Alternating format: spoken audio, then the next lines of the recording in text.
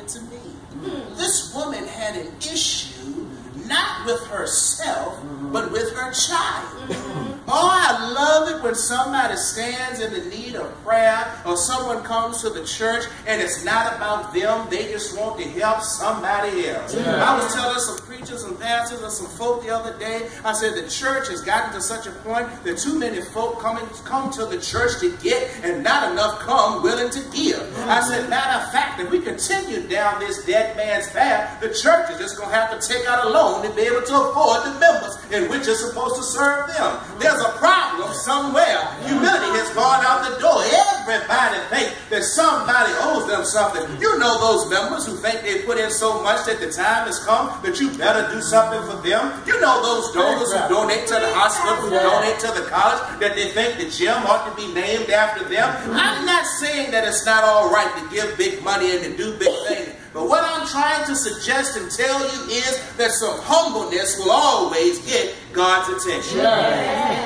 Oh, it's a shame. It's a shame. And I told my friend the other day, I said, it's quite pathetic. I said, I won't partake of it because it's absolutely ignorant. It makes no sense that an organization that has come into town, spend tens of thousands of dollars, hundreds of thousands of dollars even, and yet on the very last day, they want to ask that a bus would take you downtown to spend time in the park to paint and decorate and to help someone. I was in my mind thinking that at 5:30 in the evening and it gets dark right around 8 o'clock, how much are you really going to get done? Were you there to help the folk, or were you there more for a photo op? And I understand the need to make people think and believe that you're doing charitable work, but I have a problem that as soon as you go to give somebody some soup, you got to Facebook your picture. Soon as you go to help somebody, you done put your biggest offering in the church, you got to tweet what you done. If you want everybody to know what you have done and what you have accomplished, that's your reward, and you have lost God's favor.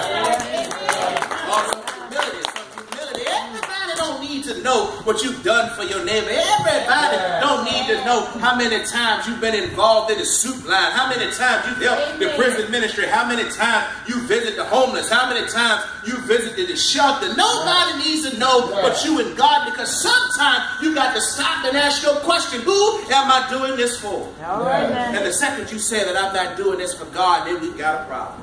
This woman pressed her way. She pressed her way not because of something that she needed, but because of something that she desired for her own blood. Some of you know what it's like to stay up all night.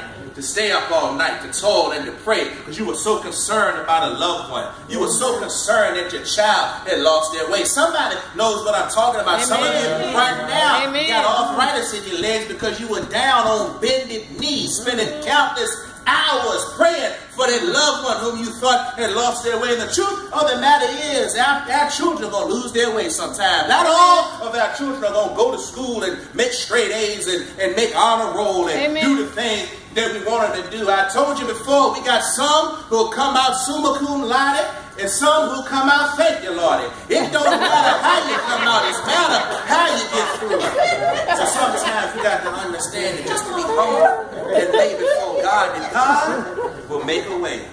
This woman was also persistent. She had unshakable faith. This woman was willing to stand there when seemingly God was challenging her and questioning her. Many times God has asked, what is it that you desire of me? What is it that you want from me? What is it that I can do in your life? And you know what I love about this woman, and some of us can stand, is some of us get upset the first time we go to a job and we don't get hired. We turn around, oh, I'm done. Don't nobody want me. Ain't nobody hiring. Nobody out there. Ain't nothing going on. And we just give up. Want to throw in the towel. You know that Colonel Sanders submitted his recipe over 1,000 times before somebody accepted his recipe for what it was. You got to be willing to fail if you're willing to succeed. One thing that the man said during that lecture, he says too many times people build off their success. He said, but if you're truly successful, you learn to build off your failure.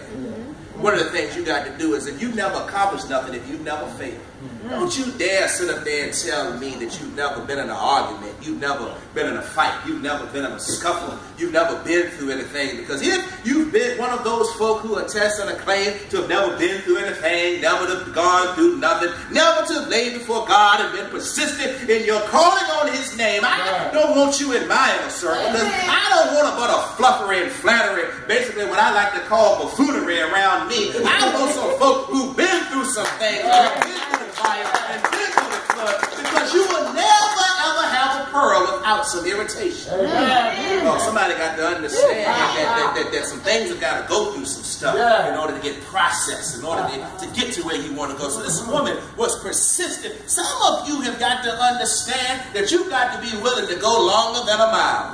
Oh, I get frustrated, get sick and tired of folk who telling me there's no jobs out there, there's no opportunity, there's no this, gas prices are too high, I can't do this and I can't do that. You know what? There was a time when people had to walk 3 or 4 miles just to get to school.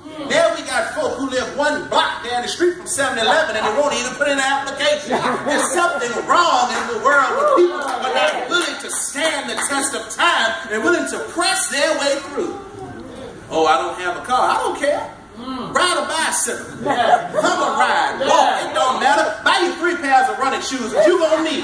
It don't matter what you don't have. You need to focus on what you do. Because if you've got faith, if you've got persistency, God will show you that not only will he bless you, he will heal your family.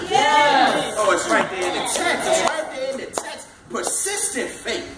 Unshakable faith. You can't tell me about my God. You can't tell me what my God won't do, because I'm a living witness. You can't tell me that he can't hold the moon in position over here, hold the sun in position over there, and some way, somehow, the earth spins around on its axis and takes its own time to get there. And you don't even understand that we're moving right now. But the earth is like on a pendulum and moving in a cycle and a motion that you don't even understand what's going on. You don't even understand that when a bumblebee is in your presence, that its wings are revolving 1,000 times per minute, and yet still that's how you're able to hear the reverberation inside of your ear. You can't tell me that my God isn't awesome.